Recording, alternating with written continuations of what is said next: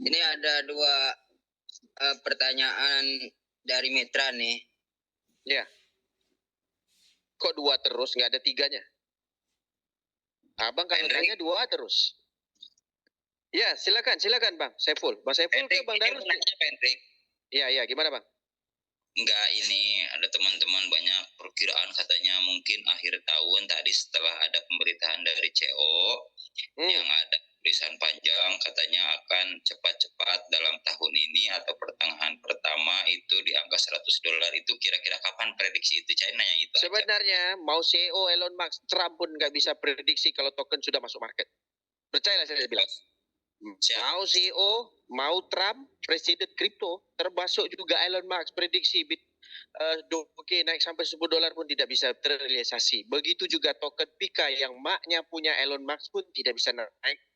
Begitu juga dengan Timothy kemarin dengan Manta, dia bilang naik drop sampai habis-habisan. Jadi teman-teman harus paham. Di saat token ada di market, di saat koin sudah bertebar di market, itu tidak bisa diprediksi harganya. Kenapa aku bilang tidak bisa diprediksi? Supply dan demand itu sesuai dengan tangan siapa yang menguasai total token yang paling besar. Nah hari ini mau CEO-nya mau ngomong apapun, nah CEO memang ada hak untuk membeli. Pertanyaannya sederhana, kayak Bang Darus sekarang adalah CEO-nya atau owner Tantin. Bang Darus sudah membuat harga $1. Terciptalah harga $1, pasti banyak orang jual pasti kan? Oh Bang Darus? Iya. Nah, agak-agak Bang Darus mau beli lagi nggak di harga $1 terus sampai seumur hidup? Enggak kan? Pasti Bang Darus cuma men-sparekan atau menyediakan uang itu sedikit untuk harga $1, tetapi di 0,01 Bang Darus siapkan dana yang lebih besar untuk mengoreksi dan mengambil token di market berskala besar. Betul atau tidak? Betul. Nah, persis kayak gini. Hari ini orang tahu nih mau lebaran, cabai banyak. Nah, sebulan lagi mau lebaran, dia simpan cabai di kulkas. Dia beli semua cabai-cabai. Akhirnya, cabai yang harga murah sekarang habis di pasar. Orang lagi nanam cabai, besok sudah mulai raya. Dia keluarkan cabai di kulkasnya tadi, dia jual harga lebih mahal. Rata-rata begitu. Dia tidak bakal mau membeli harga paling mahal. Setiap apapun di dunia ini, kripto itu beli murah, jual mahal. Tidak ada beli mahal, jual murah. Termasuk owner. Nah, siapapun yang memprediksi mau $1 mungkin bisa jadi $1.000 karena di sini bukan cuma owner yang ngomong. Karena prediksi bukan itu aja. Waktu sebelum Tantin di open atau exchanger ataupun dipanggil 5.000 user ke Kamboja, itu dia sudah bilang, dia sudah ngomong kepada investor-investor, dia bukan menceritakan harga Tantin. Nah, makanya saya bilang kepada teman-teman dari awal, kita bukan memprediksikan harga Tantin, tapi kita memprediksikan kapasitas ekosistem yang dijalankan oleh Tantin. Nah, kenapa di sini saya dengan Pak Madi bekerja keras untuk mendapatkan Tantin berskala besar? Ekosistem yang dibentuk oleh exchanger Tantin ini, itu ekosistem yang sederhana yang dijalankan oleh exchanger-exchanger lain juga. Tetapi yang uniknya di sini, token blockchain yang diberikan ke kita itu sebanyak 99,5% dari jumlah suplainya 2 miliar. Akhirnya hari ini terbukti cuma 4,5% saja yang lolos KYC. Nah, agak-agak token itu bisa naik.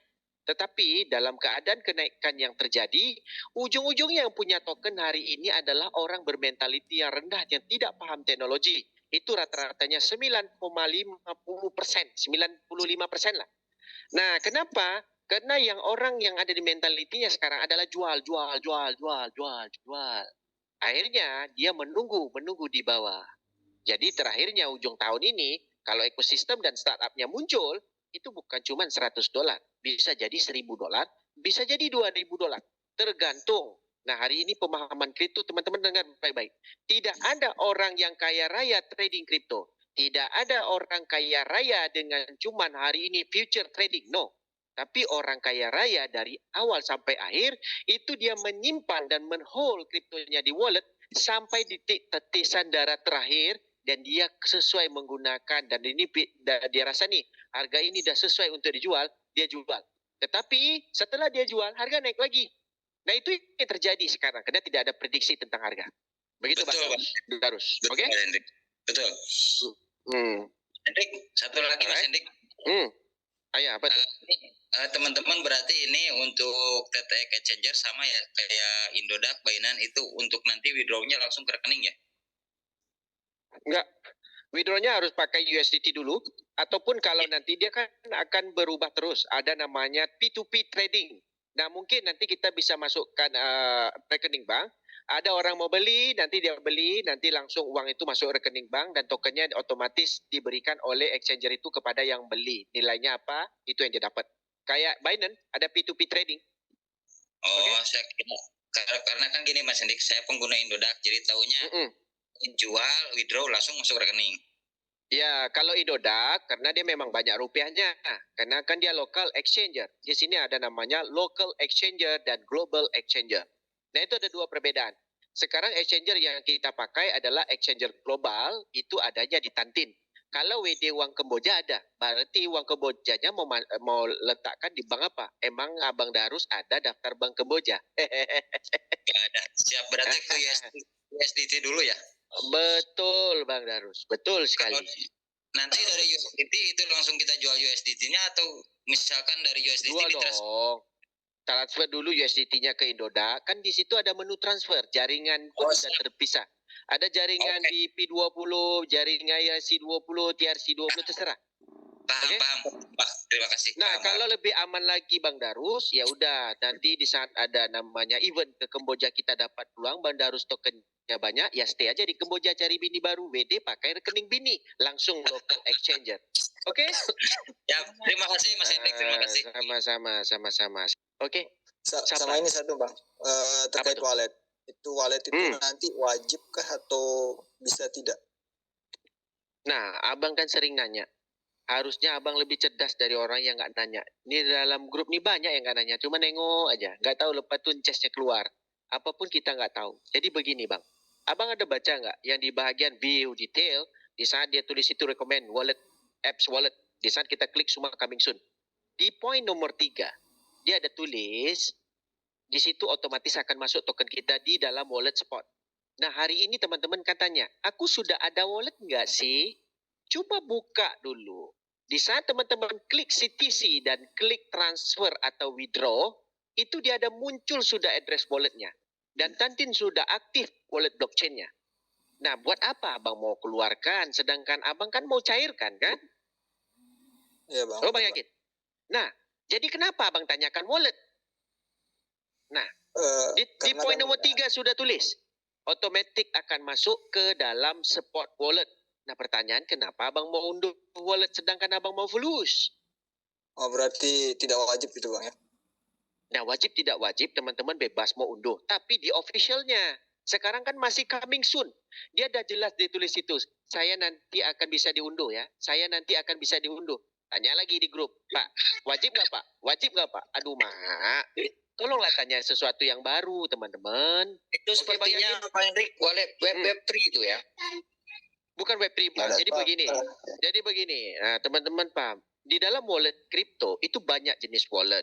Ada namanya staking wallet, ada namanya exchanger wallet, ada namanya apps wallet, ada namanya cool wallet, ada namanya mining wallet, banyak. Tetapi di dalam Tantin sudah ada satu wallet, yaitu exchanger wallet yang kita buka TT Exchanger. Nah, address wallet teman-teman sudah ada tuh. Contoh address wallet USDT sudah ada, wallet BTC teman-teman sudah ada. Itu setiap wallet itu beda-beda tuh. Nah, sekarang kan teman-teman pengen unduh adalah apps walletnya. Nah, apps walletnya ini ekosistem untuk appsnya kan belum ada. Nah, kalau dah bisa diunduh aplikasi wallet, nah aplikasi wallet ini nanti bisa bikin token smart kontraknya terbaca dari wallet address kita. Contoh, siapa yang bertanya tadi? Contoh Bang Yakin bikin token. Nah, address wallet itulah yang tercatat mendaftarkan untuk membuat token di jaringan Tantin. Nah, begitu. Sama persis kayak Abang beli rumah. Atas nama siapa Iki? Nah, begitu. Oke? Yang Oke, lanjut Bang. pertanyaan Bang Bang. Yanto Kerawang. Silakan Bang Yanto. Pendek, bentar. Bentar Bang Yanto. Sebentar Bang Yanto. Ini siapa yang terdesak nih? Mau ke WC kayaknya. Ya, ke Pak Darus. Bentar, ini ada teman kebetulan mitra datang ke rumah pas saya lagi Zoom. Ini katanya pas listing nanti bisa dijual kapan katanya? Kalau mau jual satu misalkan. Bisa. Mau jual satu bisa, mau jual semua bisa. Yang penting begini Bang. Dengar baik-baik Bang Darus. Kalau Siap. dia muncul nanti, ya, kalau dia muncul harganya dan sudah ada di market spot, bayangkan di market spot. Nah, abang mau jual 0,1 juga bisa, mau klik harganya mau jual. Contoh kayak orang yang di grup-grup sebelah ya, dia tulis di situ dia harga $1 juta gua jual, tapi kadang-kadang nggak bisa klik karena di situ ada high term dan minimum termnya nanti yang disetting oleh exchangernya. Jadi dalam masa yang sama kita bisa klik sebenarnya harga berapa yang kita pengen jual. Begitu aja sih Bang Darus. Oke? Siap. Jadi Terima Bang kasih. Darus, ya Bang Darus mau jual 0,1 CTC bisa, 0,00001 CTC juga bisa. Terserah. Oke, sebelum kita beri peluang yang lain tanya, begini teman-teman. Di saat kita kemarin bikin akun banyak-banyak, ini ada potensi yang luar biasa buat kita. Pertama, di sana kalau besok kalau terjadinya muncul harga, ya mungkin marketnya belum muncul ya, marketnya udah muncul juga mungkin belum bisa jual. Contoh marketnya muncul harganya berapa? Teman-teman punya akun yang teman-teman buat kemarin itu ada potensi untuk kita berikan kepada orang. Contoh harganya ini 0,05.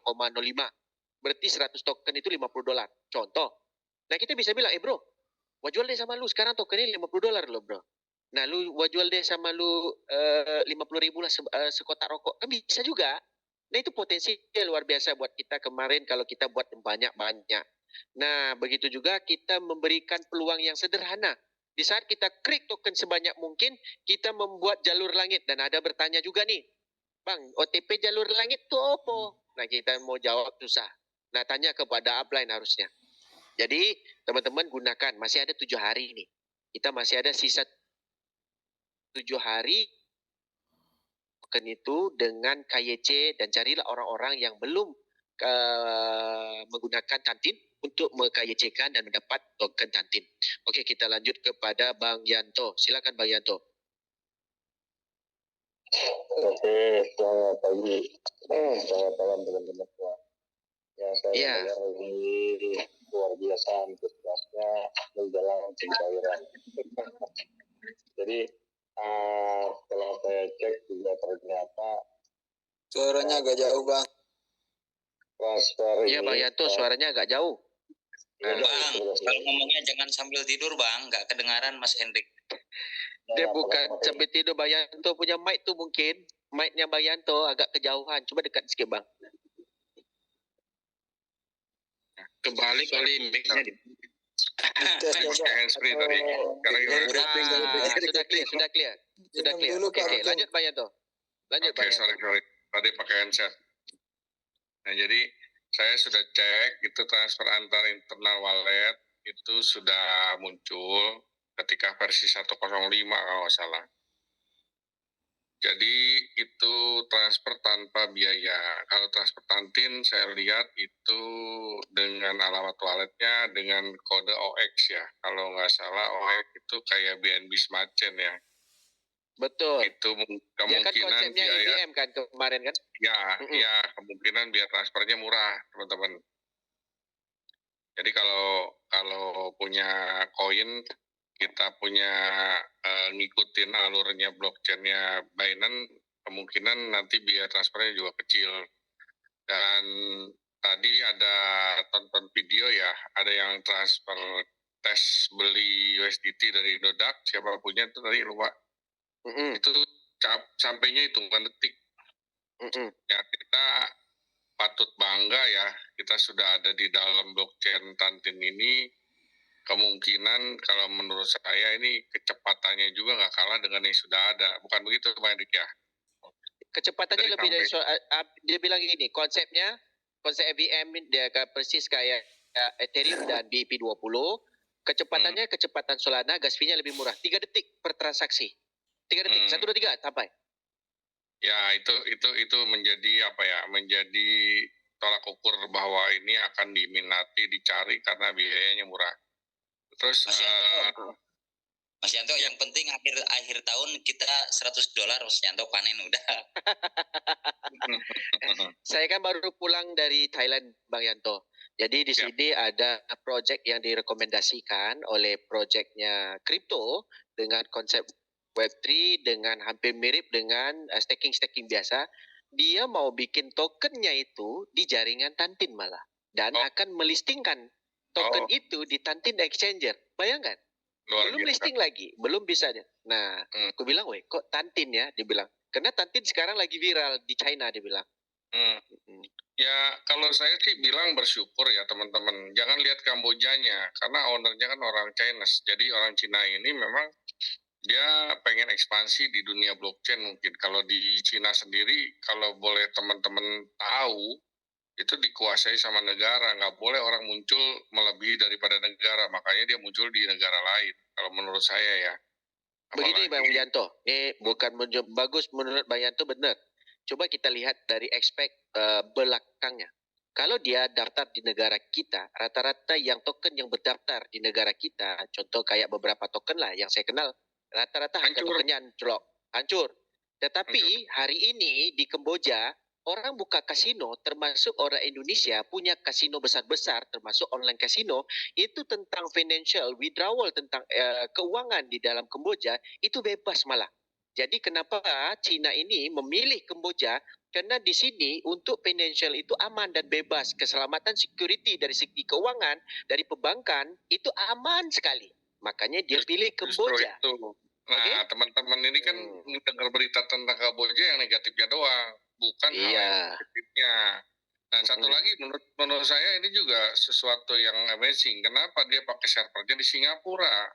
Betul. T8. Jadi kalau teman-teman paham ini, jadi seperti negara-negara yang bebas seperti Singapura ini menjamin investor supaya bisa berinvest di negara dia. Jadi kalau kita lihat kombinasi Kamboja dan Singapura, sebenarnya teman-teman kalau bisa baca bahwa ini kenapa dia tidak pilih di negara-negara lain, karena mungkin punya spesial proteksi atau perlakuan khusus untuk investor kalau menurut saya. Terus juga kalau betul. Jadi dilihat, saya tambahkan sedikit Pak Yanto. Nah, saya tambahkan sedikit. Kalau Singapura, semua bank sekarang ini itu adalah Hong Kongnya untuk Asia, termasuk Indonesia dan juga Malaysia dan sekitarnya. Di Singapura, semua bank ada. Standard Chartered, CMB Bank, Bank Mandiri, BCA, semua ada di Singapura. Semua bank di seluruh dunia itu ada di Singapura. Branch-nya ataupun HQ-nya. Bayangkan. Ya, kan kalau kita lihat dari sisi ininya Pak Bang Hendrik. Jadi kalau negara-negara tertentu tuh punya sesuatu untuk para investor bisa berinvestasi dan mengembangkan bisnisnya di negara tersebut. Tujuannya kan untuk menarik devisa. Beda dengan negara kita, kalau bisa dipersulit ngapain dipermudah, kan motonya seperti itu. Jadi kalau teman-teman paham kenapa yang namanya dekakon, unicorn kita pada hengkang berangkat pergi ke Singapura, karena di sini terlalu banyak unak-anik bahasanya. Jadi kalau kita pahami, di Indonesia itu jarang ada yang kuat bertahan lama. Karena apa? Selalu diutak-atik sistem perpajakan dan lain sebagainya. Makanya ya bersyukurlah kalau sobat-sobat teman-teman tahu dari sisi positifnya itu ada di Kamboja, servernya ada di Singapura, sistemnya, teknologinya punya yang luar biasa. Apalagi kalau tadi saya dengar sekilas yang tercapai hanya 4,5%. Benar apa salah tadi? Betul.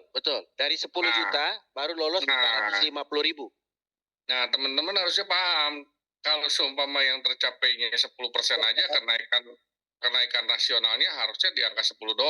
Tapi ya nggak tahu lah, whatever lah. Kalau seumpama teman-teman ini paham di sini, nggak usah bingung, nggak usah risau masalah jual, karena sudah banyak para investor siap nampung. Kan apalagi banyak koin-koin yang mau bekerja sama di blockchain Tantin. Betul, semakin banyak digunakan apps-nya kita di blockchain Tantin, maka semakin tinggi daya jualnya si koin Tantin tersebut. Koin Tantin ini koin utamanya, bukan begitu Bang Hendrik? Jadi begini penambahannya Bang Yanto. Sekarang kan ada namanya gajah berantem. Kenapa kita bilang gajah berantem? Tentang financial dan ekonomi dan juga politik. Sekarang ada berantem China dan Amerika. Kita harus paham kenapa Solana jatuh.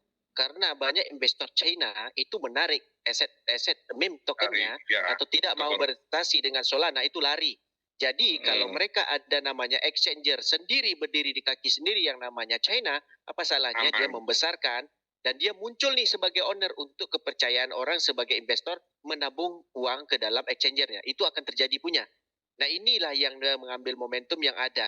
Karena hari ini kita tahu nih China dengan Amerika tengah ada namanya selisih paham dengan teknik ekonomi. Kita harus pahamin. Dan teknik ekonomi ini akan mendampak juga ke dalam sistem perkriptoan seluruh dunia. Lebih baik aku memilih orangku sendiri dari aku berinvestasi di negara orang yang aku tidak kenal. Kan begitu kan?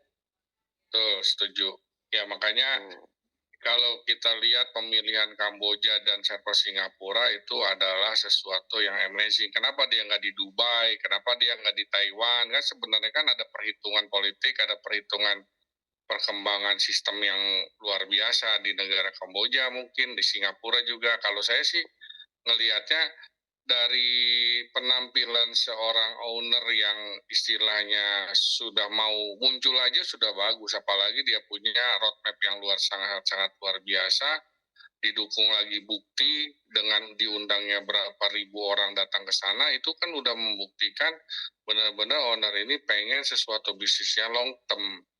Buat apa dia udahan, lain mau ngomong juga. Sabar dulu, sabar dulu. Bagi Bayanto ngomong. Ada kemasukannya bagus juga. Kita berbagi info. Ya lanjut Bayanto. Ya sudah, kalau teman-teman nggak mau, bukan apa-apa, mangga silakan. Kalau saya sih cuman istilahnya teman-teman biar paham juga. Jangan galau masalah pencairan, jangan galau masalah wallet, jangan galau apa betul lanjutkan Bayanto, dipantau sama leader-leader kita yang berpengalaman gitu loh. Ya sudah gitu aja Bang Enik, sorry ya. Makasih teman-teman. Baik Bayanto. Alright. Jadi begini, oke. Jadi teman-teman kita respect dulu. Banyak orang dalam ini juga ada pengalaman. Teman-teman juga saya paham. Teman-teman pengalaman kita beri informasi lah sama-sama. Ya. Selamat malam teman-teman. Bahagia dan semangat lah pokoknya. Yang penting ketemu Bang Hendrik saya ini. Sebenarnya udah tidur tadi. Karena kita sama-sama ini penggemar Piram nih sama Nurhalisa, Cik Nurhalisa. Sama Ella. Nurhalisa. Iya, Ella. sama Ella. Nah lagunya apa? Kalau abang tahu lagu Ella. Sembilu saya. Weh, mantap. Oke, terus Bang. Ada saya ingin ini. Trik bagaimana token kesayangan kita nih harganya tinggi, Bang. Kita nggak tahu nih masalah ini. Nah, ini kan ada tadi kayak Bang Yanto bilang. Ini bersangkut paut dengan masalah ekonomi dengan putaran uang yang kita tidak pernah tahu berapa kapasitas besar. Dan kita kalau teman-teman pernah ngambil konsep Wolf Alert yang ada di X punya sosial media, itu kalau kita cerita transaksinya itu kalau yang besar-besar itu jutaan, triliunan, ada BTC sekali transfer sekian ribu, sekian banyak. Nah ini semua aset-aset yang transaksi yang bisa kita deteksi melalui Wolf Alert. Berarti ada pause yang lagi bertransaksi. Nah sini transaksi ini adalah bagaimana kita mendeteksi ada ekonomi yang luar biasa putarannya di dalam namanya virtual ataupun digital. Nah inilah yang diambil momentum oleh namanya Tantin. Mereka mengeluarkan filosofi yang mengandungi feng shui yaitu dari China namanya Tantin, ada namanya surgawi yang dia bilang itu adalah kata-kata filosofi yang dibawa oleh exchanger Tantin. Kenapa dia milih Kamboja? Benar, Kamboja sekarang adalah putaran uang itu amat besar. Dan di sana dia menggunakan perbankan di dalam lokal bank yang ada di Kamboja itu amat mudah sebenarnya. Tidak banyak regulasi yang menyekat. Contoh, saya bertransaksi banyak, uang saya disekat, tidak ada. Nah disitulah orang melihat ada potensi menggunakan transaksi dan membuat exchanger global yang namanya Tantin. Nah, bagaimana Abang bilang untuk kesayangan token kita ini bisa naik dan tinggi? Sebenarnya kita sama-sama whole aja. Kita jual di saat kebutuhan. Dan kita rasa harganya tinggi dan sesuai di saat kita melakukan penjualan, ya kita bisa jual. Nah, di sini kenapa kita kemarin bilang, ayolah kumpul sebanyak mungkin. Nah, di sini kita udah memprediksi kalau kita ada 10.000 token Tantin pribadi. Nah itu yang paling aman sekali. Kenapa? Anggap sekarang abang jual separuh aja berarti $5.000 kalau harganya $1. Kalau harganya tinggi dari itu abang jualnya lebih sedikit. Nah kalau di dalam kantong kita ada 300 juta aja, berarti kita sudah aman tuh. Nah, yang lebihnya kita bisa gunakan trading, yang setengahnya kita bisa jadikan sistem hold. Nah, sistem hold ini di saat harga tinggi kita banyak duit, di saat harga rendah kita aman-aman aja. Tetapi di saat kita udah ada uang yang 300 juta di dalam kantong, kita gunakan 30% dari aset kita, kita bisa trading kan. Masih murah harga tantin, ada orang menjual, kita beli terus. Yang 50% tadi kita sparekan lagi 10%-nya untuk mengikuti project ekosistemnya yang ada di DeFi-nya. Di saat DeFi-nya muncul nanti, contoh ada transaksi USDT dengan CTC, abang add LP-nya. Abang ikut add LP-nya, itu abang juga dapat duit per transaksi di DEX itu mungkin 1%. Kemarin di BRC20 dan DRC20, di saat kita gabung di DRC20 ya, itu kita dapat 1% di saat melakukannya transaksi. Contoh transaksinya $1. Nah, 1%-nya dari $1. Itu berlaku berapa kali? Sebanyak mungkin transaksi itu berlaku, dan itu kita akan dapat duit. Banyak sih ekosistem yang bakal kita ikut. Nah, tetapi di grup kita sih sebenarnya Bang Tekat, itu rata-rata semuanya mau jual. Nah, kita memang sarankan, jual aja. Gitu Bang Sumarti. Untuk informasi teman-teman, jaringan yang di bawah kita, ini jaringan di bawah kita nih, dari akun orang Indonesia yang pertama sekali di jaringan bumi setelah kita punya founder dari China, kita menguasai seluruh kapasitas yang mendaftar sekarang itu 23%. Nah, dari akun terbawah aja udah menguasai 10% lebih dari jumlah total pendaftaran 450.000 akun yang lolos KYC. Itu tim kita itu menguasai 23%. Bayangkan 23% itu kalau orang Indonesia nge-hold semua, miliarder semua. Makanya saya post kan, ayo miliarder. Karena apa? Karena orang China lagi menunggu untuk marketnya buka dan dia menyerok. Kita tidak tahu dia serok harga berapa. Sesuai juga dengan kayak Pak Sumarti tadi bilang, ya kalau kita hold, ya kita bisa dapat harga tertinggi. Tapi kita kan belum tahu hold-nya sampai kapan Pak. Nah di sini ada 3 yang kita harus pahami. Kita tidak tahu kita mati kapan. Kita tidak tahu jodoh kita berapa banyak, dan kita tidak tahu rezeki yang telah ditentukan. Nah, rezeki yang ditentukan bermaksud adalah harga CTC itu.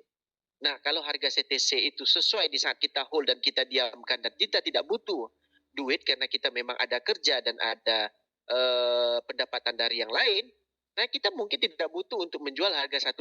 Nah, itu rata-rata yang orang kaya raya dari namanya Magic Door ataupun Miracle yang ada di dalam dunia kripto itu ya orang yang menghold BTC-nya dari berapa tahun kemarin dan dia hari ini panen. Nah, itu rata-ratanya orang panen itu adalah ngehold, bukan trading ya. Satu lagi Bang. Apa itu?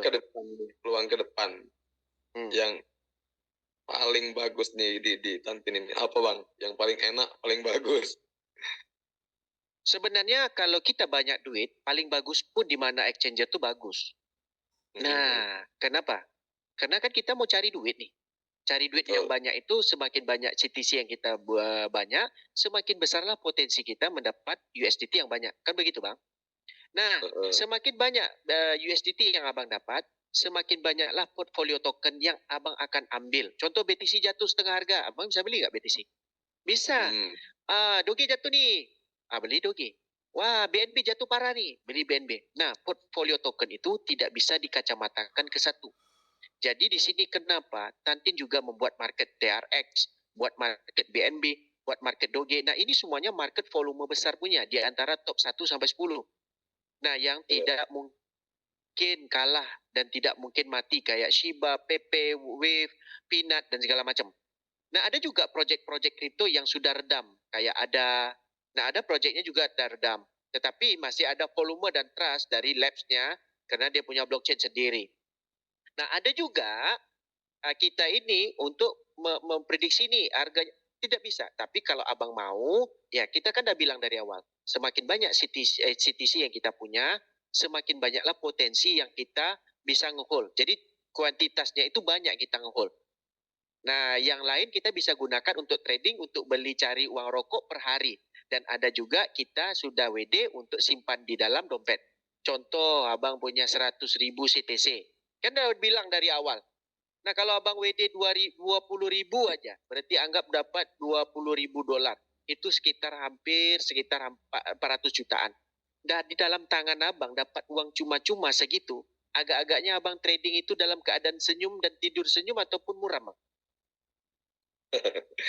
Pasti senyum kan? Nah, di saat abang melakukan apapun dalam keadaan hati abang senang, semuanya lancar, mulus saja.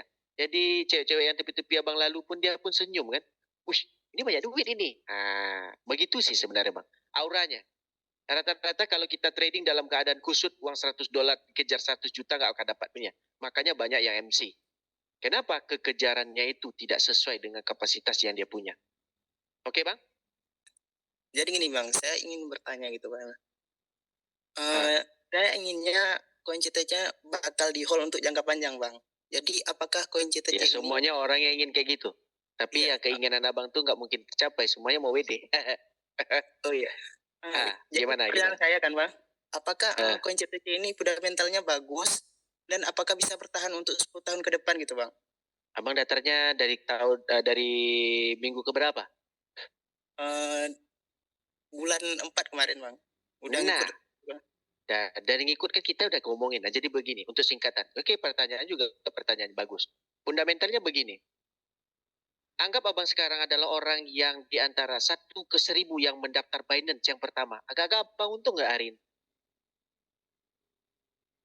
Lumayan bang. Oh bang, bukan lumayan bang. Setiap orang Indonesia kalau pakai link abang trading di Binance, itu ada yang trading 10.000, ada yang trading 100.000, ada yang trading 1 dolar, ada yang trading 3 dolar pun ada. Nah setiap dia membuat taker dan maker, dia trading di future, dia trading di rebalance trading, menggunakan robot grip trading, semuanya abang dapat rebate. Nah mungkin orang trading tuh abang tinggal punya kuaci aja, tengok saldo abang bertambah terus. Kenapa? Orang beli BTC, rebate-nya BTC. Orang bertukar BTC ke USDT, abang dapat rebate-nya USDT. Bayangkan, sebesar itu untungnya. Dan makanya rata-rata ada orang kaya tinggal di dalam exchanger Binance, dan orang yang pertama dulu memberikan link referralnya sebanyak mungkin untuk orang mendaftar di Binance, itu hari ini kurasa rumahnya luar biasa fantastis punya. Kalau ada orang trading 1 juta dolar, menghasilkan anggap tutup mata saja 1% per hari dari 1 juta dolar yang bertransaksi di dalam rekening dia itu, rekening orang di bawah dia. Kalau 1%-nya dari 1 juta dolar berapa bang? Nah, ayo. 100 ya. 100 dolar. 100.000 dolar. Berapa tuh?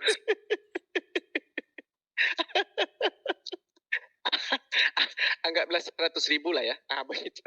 Oke. Jadi agak-agak dia untung nggak? Setiap hari uang masuk terus nih. Masuk terus. Nah di sini di dalam tradingnya Binance, itu orang Indonesia aja ada yang putaran uangnya itu sampai miliaran per hari bang. Bayangkan, itu duit semua loh. Begitu akan terjadi di Tantin. Nah ekosistemnya, ini kan baru exchanger yang dibuka. Belum lagi nanti bikin token, belum lagi namanya staking, belum lagi namanya GameFi, namanya Social5, ada lagi namanya AMM, ada namanya macam-macam. Jadi di situ kita dapat banyak sih sebenarnya potensi. Cuman kita bahan mentahnya aja ini, kita mau dapat banyak. Itu pertanyaannya sekarang kepada Maruka.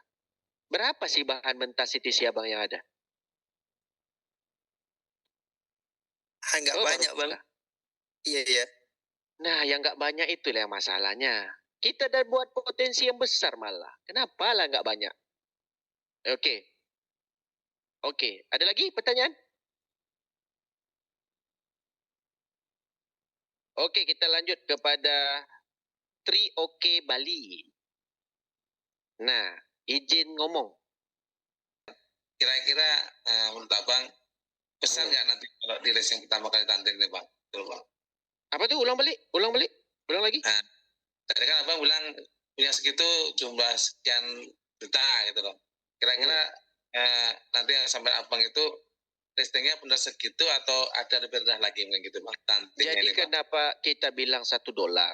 Di dalam grup bumi saja kita bilang 1 dolar. Karena begini bang, saya kan paham juga di dalam beberapa grup itu omongan itu bukan dari leader-leader kita, bukan dari user-user kita, tidak. tetapi dari investor yang udah standby nih untuk mentradingkan dananya di dalam Tantin. Makanya kenapa Tantin membuat kebijakan menghilangkan 80% dari jumlah suplainya 10 miliar. Di situ mereka udah ada namanya pertimbangan untuk penarik minat investor datang. Dan begitu juga dengan jumlah yang sekarang ada, China tidak bisa dan segala macam. Nah ini ada potensi, ini proyeknya kripto. Tokennya tidak ada sama ownernya selain 0,5%. Berarti investor ini pengen membeli dari kita. Tetapi ya tidak mungkinlah muka kita dipajang. Nah, kita bermainlah di dalam trading spot. Nah, nanti mungkin ada namanya, sama persis kayak inilah. Bali itu kan dekat dengan laut kan? Ya. Nah, contoh kita balap nih 10 orang. Abang dah siapkan kapal pesiar untuk abang. Saya cuman perahu, ada yang juga sampan, ada yang superboat. Agak-agak nanti dah sampai ke tengah lautan, di lautan Hindi kayak apa, kayak tiba-tiba ada tsunami, ada ombak yang tinggi, agak-agak kapal mana yang aman bang? Kapal yang besar kan? Ya. Nah, itu yang besar itu dari kapasitas CTC kita. Tapi semakin banyak CTC kita punya, itu kan lebih bagus. Contoh harga tinggi kita jual, harga tinggi lagi jual, jatuh lagi, harga tinggi jual, harga tinggi jual. Tiba-tiba harga drop, beli. Nah, akhirnya kan begitu jadinya. Token kita semakin banyak, aset kita makin bertambah, dan orang yang gugur itu ya persis kayak sekarang. Pak, HP saya hilang Pak. Itu udah hilang lah tokennya. Pak, bini saya ngamuk Pak, HP saya dibanting. Hilang lagi token. Dan rata-rata begitu sih sebenarnya. Oke? Ya, oke, makasih. Makasih, Bang. Baik, jadi prediksi harga itu bukan kita yang ngomong. Tetapi teman-teman bisa lihat nih di bagian withdraw aja. Ataupun di bagian deposit. Minimum deposit $5. Minimum deposit BTC. Teman-teman bisa cek langsung nih di dalam token Tantin Exchange. Kenapa dia tulis di situ minimum deposit Tantin 1? Agak-agak harga Tantin itu berapa? Rata-rata nih minimum deposit $5, $10, $20. Tapi di Tantin cuma 1. Kenapa enggak sebagai owner minimum deposit $100? 100 Tantin. Harusnya begitu kan? Nah, teman-teman boleh prediksi sendirilah. Nah, kita kan cuma memprediksi yang tersirat dan tersurat doang. Halo, Ya, Mr. Hendrik. ya, halo. Iya, Bang. Gimana, Bang? Salam kenal ya. Saya mau nanya masalah supply ini ya. Yang sebelumnya kan disebutkan 10 miliar, terus turun menjadi 2 miliar. Nah, sekarang kan dengan kondisi yang lolos KYC ini kan jauh dari target ya. Mungkin cuma 0,2 atau 0,3% ya. Itu kalau seperti Mr. Hendrik bilang kan 0,5%-nya itu dipegang oleh developer.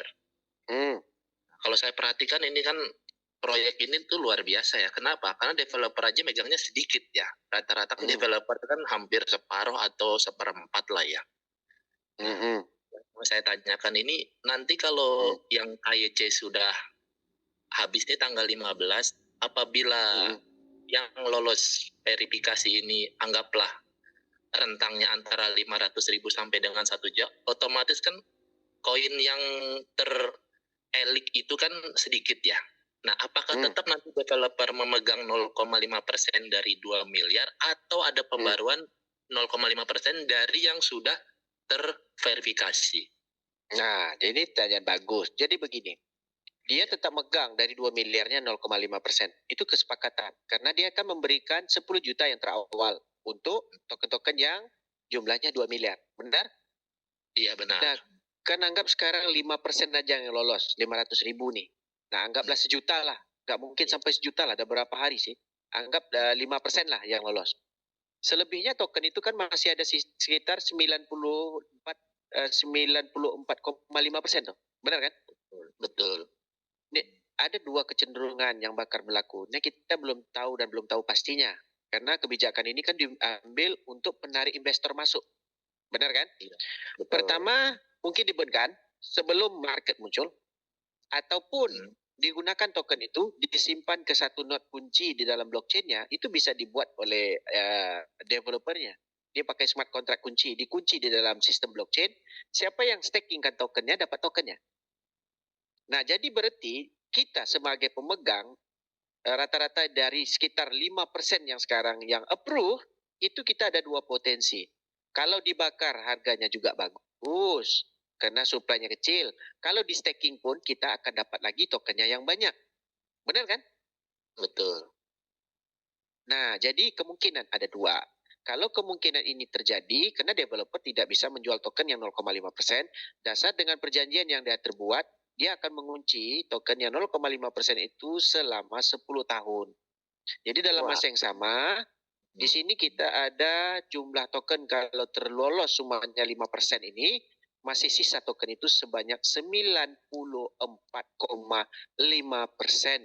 Jadi potensinya untuk kita yang banyak token di staking kan, ibarat sekarang ini kalau yang punya 100.000 nih di depositor aja di dalam walletnya, dan jadi dapat tarik minyaknya terus untuk di WD. Itu udah ada buktinya. Bukti itu terjadi di dalam blockchain-nya TRC20.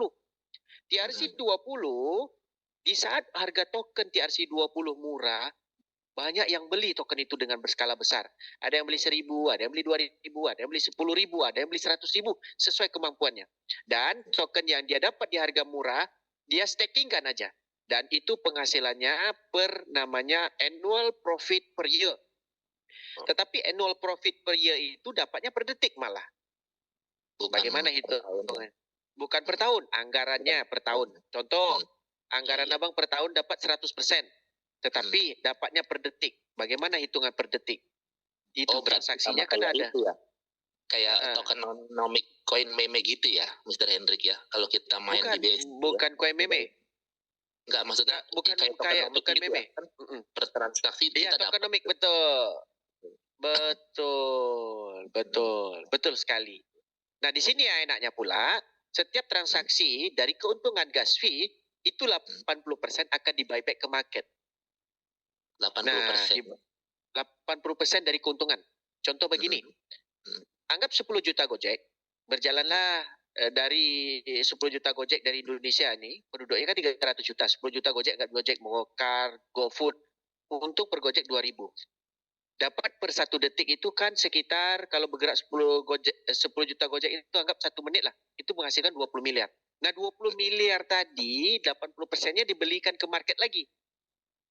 Nah, sahamnya GoTo harusnya. Tapi kok GoTo jatuh parah harganya. Nah, kan begitu. Paham kan? Paham. Nah, begitu. Dia itu 80% keuntungan transaksi dia buyback itu, dia maksudnya itu nanti akan dia save, ataukah akan dia lempar ke debt wallet, ataukah nanti buat modal staking gitu, Mr. Hendrik? Jadi kan dia punya duit nih, dia punya duit transaksi dengan nilai token terkumpul 10 dengan nilai dolar 10 dolar. Token dia simpan, uang dia bayar. Maksudnya gitu.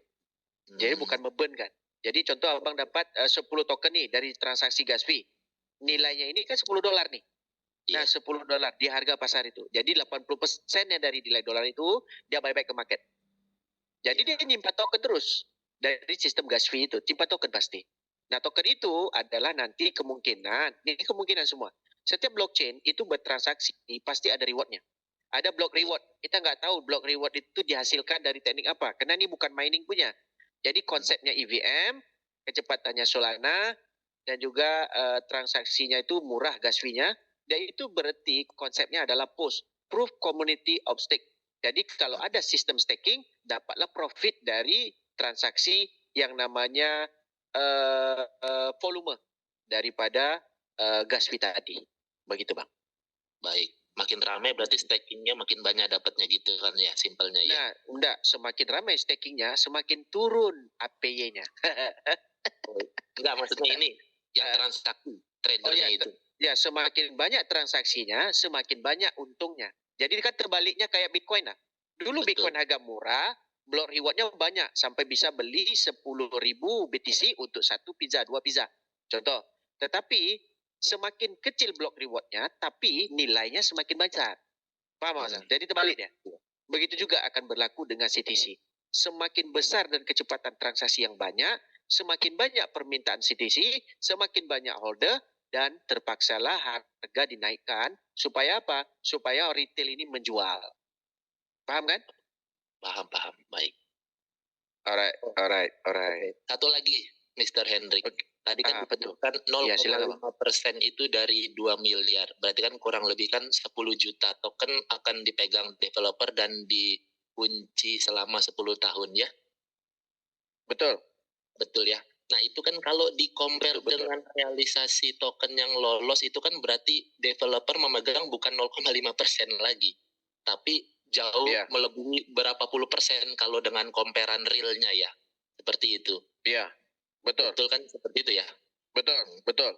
Oke. Sama persis kayak Satoshi sekarang ini ada 1 juta di dalam wallet Satoshi itu yang nggak pernah keluar selama beberapa tahun ke depan ini, tidak pernah sedikit pun bergerak. Jadi disitulah trust itu muncul. Makanya dia naik terus karena trust itu dijaga. Makanya ada alert dari sistem wall transaksi. Kalau ada transaksi ada di dalam 1 juta wallet Satoshi itu, pasti semua exchanger akan mengunci token itu. Contoh, kita exchanger kan independen. Blockchain ini adalah global. Tidak ada namanya, ada anonim.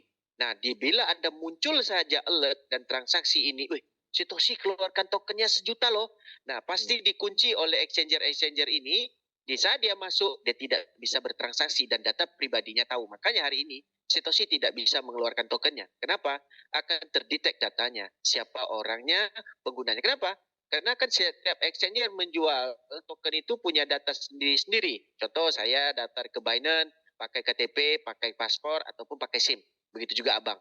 Nah makanya hari ini wallet Satoshi itu sudah puluhan tahun, mungkin belasan tahun, ya, mungkin sekitar berapa tahun lah, sudah tidak pernah bergerak lagi. Berarti tidak ada transaksi keluar, masuk banyak, keluar tidak ada. Oke? Oke, baik. Baik. Lagi? Ada tanya lagi? Ya, berarti kalau saya bisa ambil kesimpulan, ini CTC ini kalau dengan konsep seperti ini, saya lihat sih masa depannya akan bagus ya. Kalau dengan konsep yang sudah dijelaskan Bang Hendrik ini, Mr. Hendrik ini ya, mudah-mudahan ya. Mudah-mudahan kita orang-orang awal ya bisalah mencicipi manis-manisnya ini. Oke, Mr. Hendrik, makasih ya jawabannya ya. Maaf nih ngerepot. Sama-sama Bang, sama-sama. Oke, terima kasih pertanyaannya. Pertanyaan yang selama ini yang kita tunggu-tunggu, yang cerdas lah ya. Oke, lanjut. Bang Teddy. Oh, Bang Teddy. Assalamualaikum Muda. Assalamualaikum Muda. Waalaikumsalam Kanda. Gimana? Ya, sehat udah. Sehat, ya, ini untuk peer-to-peer-nya transfer dari akun antar akun ini dah. Mau tanya nanti itu ada fitur-fiturnya dah. Iya, ada Bang. Tapi sekarang belum bisa. Masih mengunduh dia bilang. Tapi setidak-tidaknya sepahaman kalau token sudah masuk di wallet spot nanti, cuman yang bisa transfer keluar untuk diunduh itu adalah ke wallet to wallet ya, pakai address. Tapi kalau untuk internal enggak lah sih. Oke? Ya, maksudnya daripada ini ada yang butuh. Kan ada orang kan beda-beda dia. Ada yang butuh, ada yang ini. Daripada dia jual ke bursa yang berefek nanti juga supply-nya lebih banyak, mempengaruhi harga. Lebih baik kita yang bayarin gitu kan. Nah, maksudnya transfer itu bisa ya Daya nanti Daya antara akun. Bisa. Agak-agak belinya separuh harga pasti itu mah. Tahu itu tekniknya.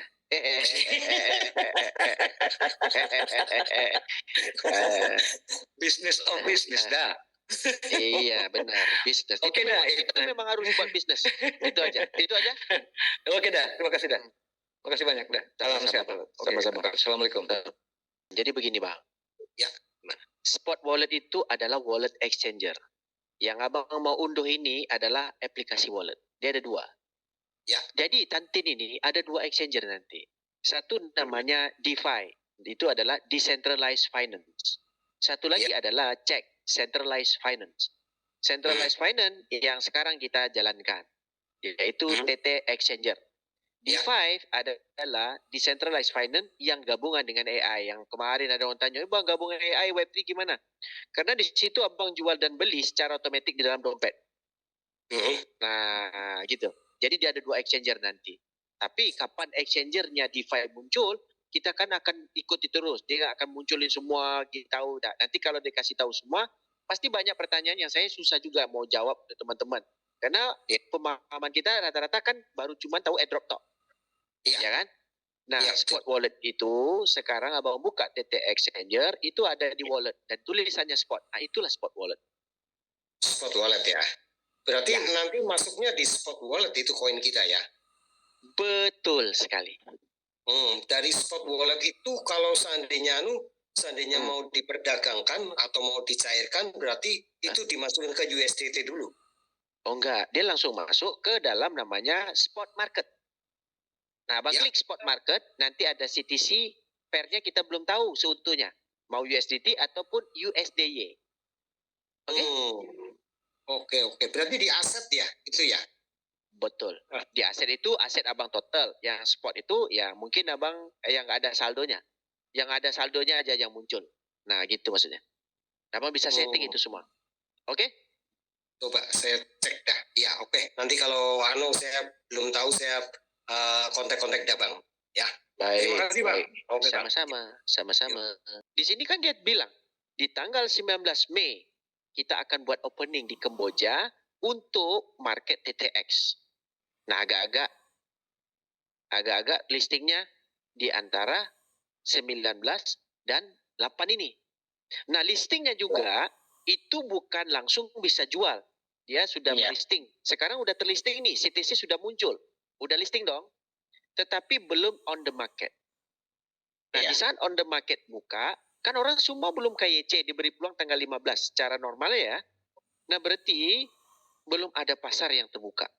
Tetapi untuk token itu sudah pasti. Sekarang aja sudah masuk. Dari namanya Candy dan address wallet juga kita sudah ada, tapi kan belum ada di spot wallet. Kan begitu aja sih sebenarnya. Iya. Nah, diprediksi dia belum ada juga officialnya yang mengatakan listing harga di pasar itu berapa, belum tentu, kita belum juga tahu. Karena sudah lari dengan konsep yang pertama, tanggal 8 berlanjut tanggal 9, dan juga dia tutup di tanggal 5, itu kan udah lari tuh. Tanggal 5 ditutup, dilanjutkan 10 hari ke depannya, dan juga kita tidak tahu untuk melistingkan harganya di market spot itu berapa. Pasti dia tunggu semua dong, karena pendaftaran sudah tutup. Yang tinggal adalah KYC kedua yang sisa-sisanya sebanyak 45 juta tadi. Kan begitu aja sih, Bang. Ya?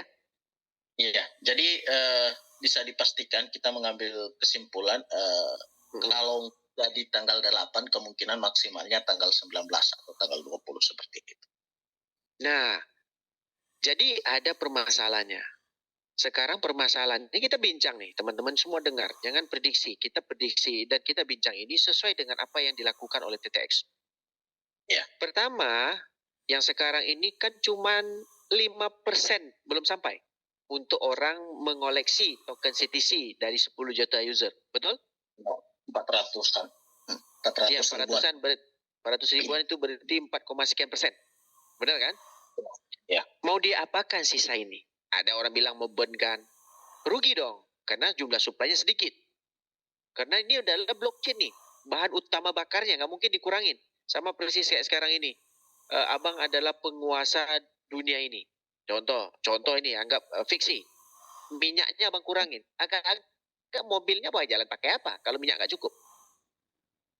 Nah, itu kan minyaknya. Minyak yang ada di perut bumi ini. Jadi kurangin dah. Kasih aja 10 liter. Nggak mungkin kan? Nah, ini kan proyek besar. Antusias bagi Tantin dari nilai 10 miliar jadi ke 2 miliar untuk 10 juta user. Akhirnya yang lolos cuma anggap 500 ribu. Nggak mungkin dibakar. Dan nggak mungkin juga nggak dibakar. Konsepnya bagaimana? Kan tanda soal. Betul? Ya.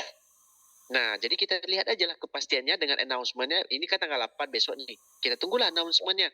Dalam lingkaran 7 hari yang berikut. Paling 7 hari lagi, Bang. Sudah habis season-nya. 7 hari, seminggu dari sekarang. Makanya dari kemarin kita suruh teman-teman, ayo. Supaya apa? Tambah terus. Begitu. Oke? Iya. Kalau menurut, mohon maaf nih teman-teman kalau saya lama nih berbincangnya. Bicaranya. Jadi begini Bang Hendrik, kalau menurut saya, ini kayak saya sudah paham yang dimaksud sama Bang Hendrik tadi. Tidak mungkin pihak Tantin akan melisting atau launching untuk segera action sebelum pengguna sesuai dengan keinginan mereka. Ya kan otomatis mereka mencari keuntungan dari pengguna-pengguna seperti mereka mencari daya tarik investor gitu dan lain-lain. Betul. Kalau kita mengambil konsep itu, tentunya pendaftaran kemarin sebelum ditutup.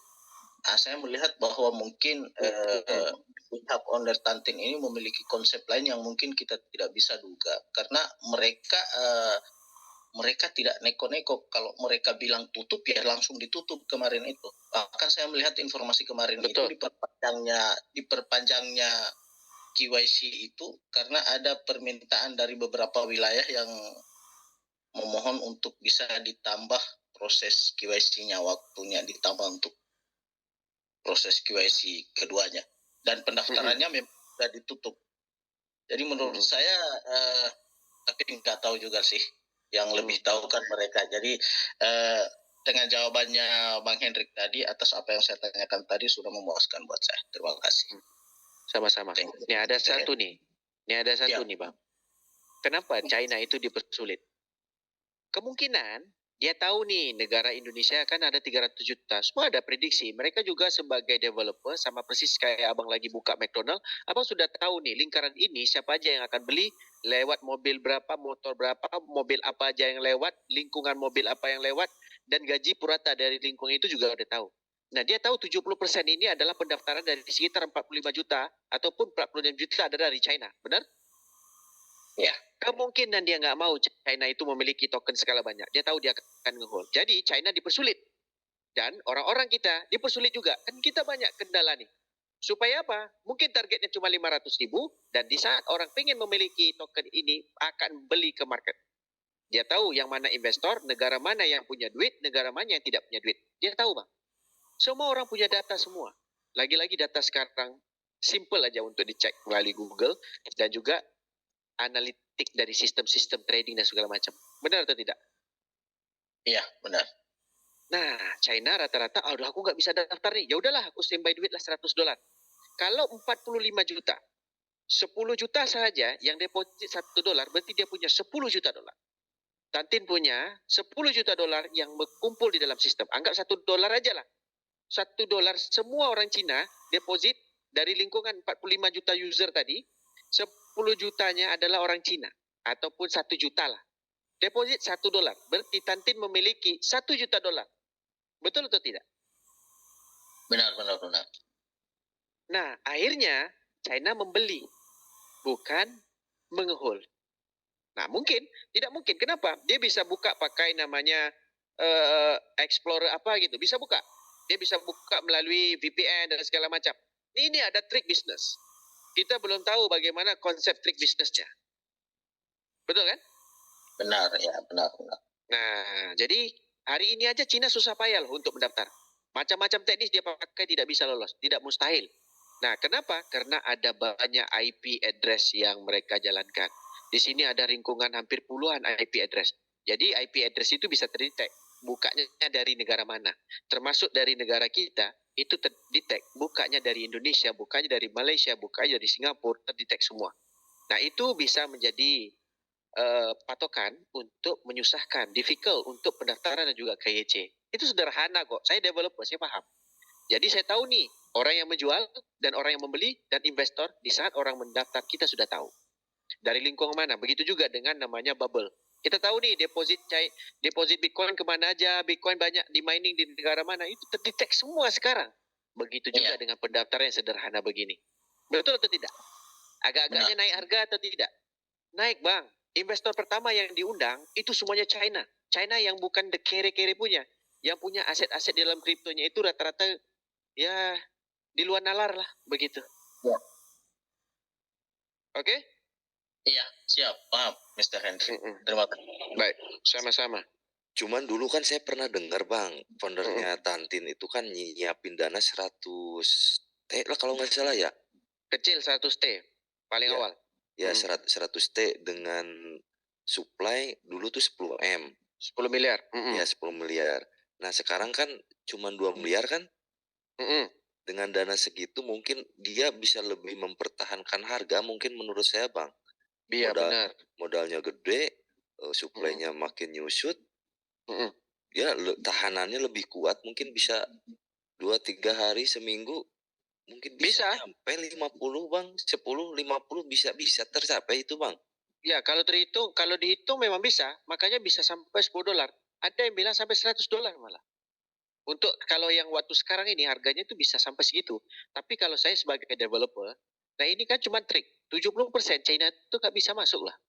Anggaplah 55% nggak bisa masuk nih dari jumlah supply yang ada sekarang ini. Dari jumlah pendaftaran. Ya, gimana Bang? Itu gambaran yang barusan dibicarakan, maaf saya motong pembicaraan, maaf banget.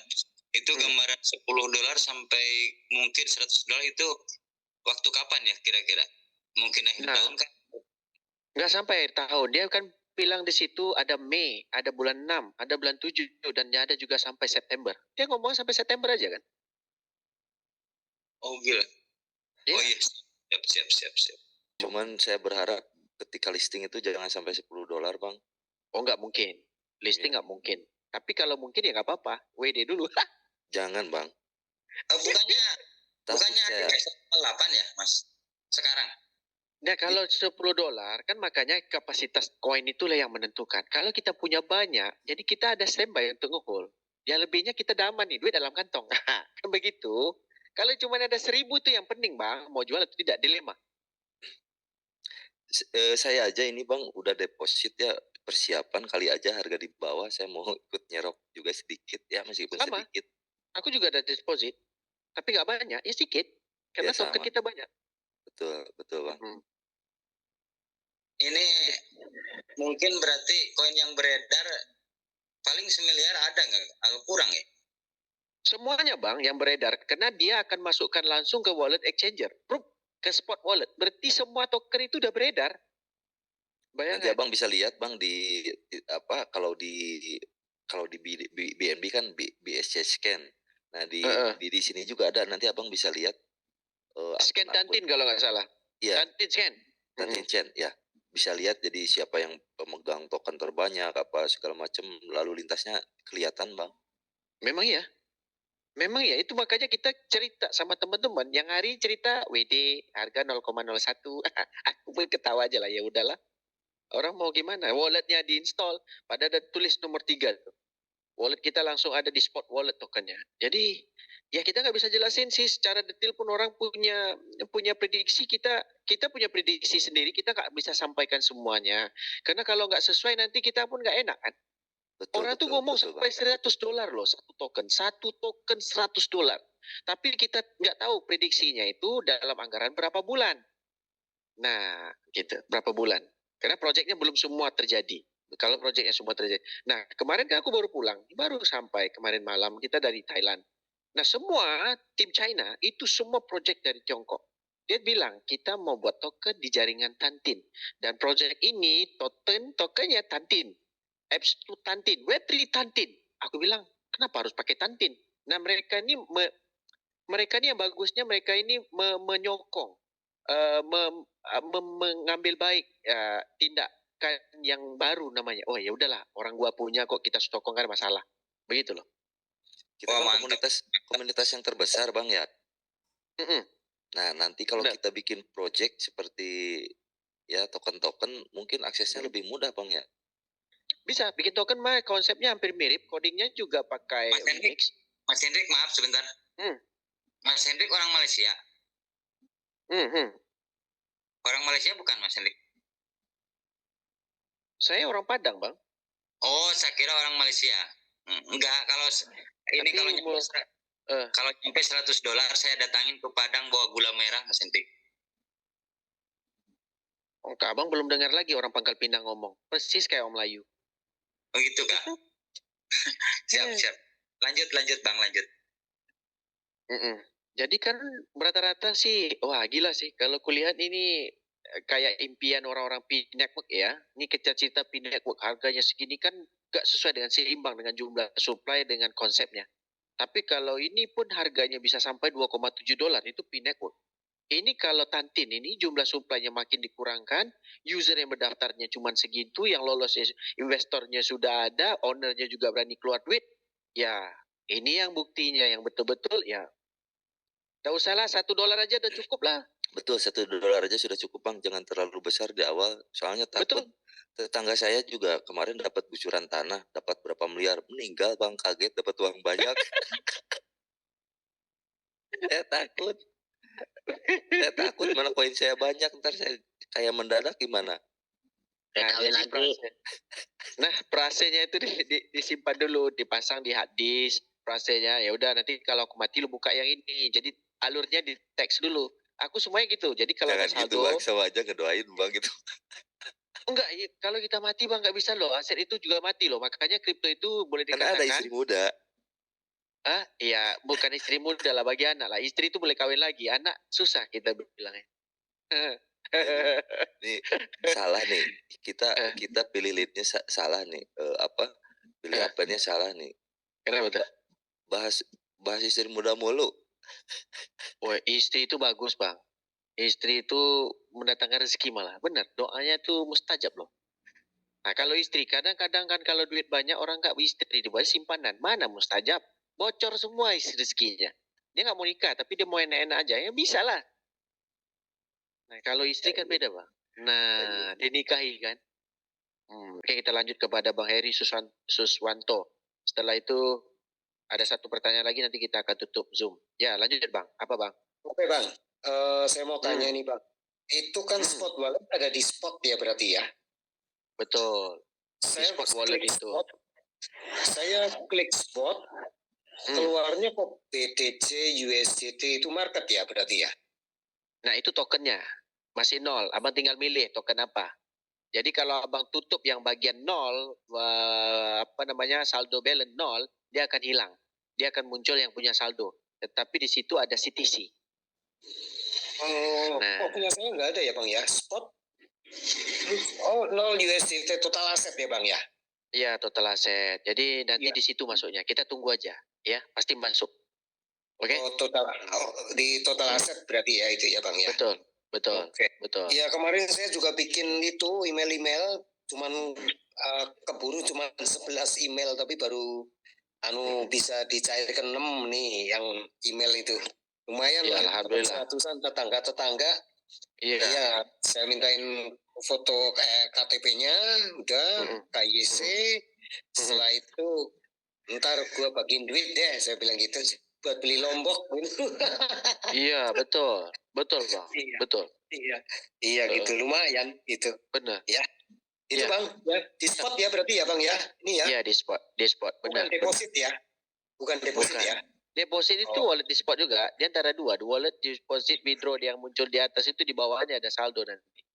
Ya. Di bawahnya ada saldo ya. Nah, jadi total aset itu nanti muncul. Kita nggak tahu di munculnya itu ditarik harga berapa. Makanya kita belum tahu harga CTC awalnya berapa. Oke? Oh iya. Oke, ya. Otomatis ya berarti bang ya masuknya ya. Otomatis. Abang lihat balik dari fase ketiga. Oke. KYC ketiga belum ya bang ya? KYC 3 dan nggak ada bang. Yang penting KYC ketiga itu terserah abang lah nanti mau membuat tidak. Ya. Oke bang, pokoknya baik. saya tunggu selalu kabar-kabar info-info dari abang dah. Baik bang. Terima kasih bang. Sama-sama. Ini hari besok ya listingnya? Hah? Hari besok listingnya mas? Ya mungkin hari besok. Jam berapa hari ini sebenarnya. Tapi kan tidak ada di tanggal 8 dia bilang. Karena kan udah berubah dari tanggal 15. Tapi kalau besok pagi tidak muncul berarti tanggal 15. Dia akan muncul di spot wallet itu nanti ataupun spot market. Kita tunggu aja informasi dari CEO dan juga informasi biasanya akan muncul update di TT Smart. Di situ ada info biasanya terbaru. Sabar aja kita tunggu. Oke? Siap. Ya, baik bang. Baik. Iya. Siapa yang mau tanya dulu nih? Dua-dua buka mic. Halo. Ya, Bang Ari Yandi Rusmi. Ya, silakan. Iya. Assalamualaikum, Bang Hendrik. Waalaikumsalam, Bang. Ya, ini mau tanya. Saya tadi agak telat juga masuk Zoom. Jadi masalah APK wallet itu loh, Bang.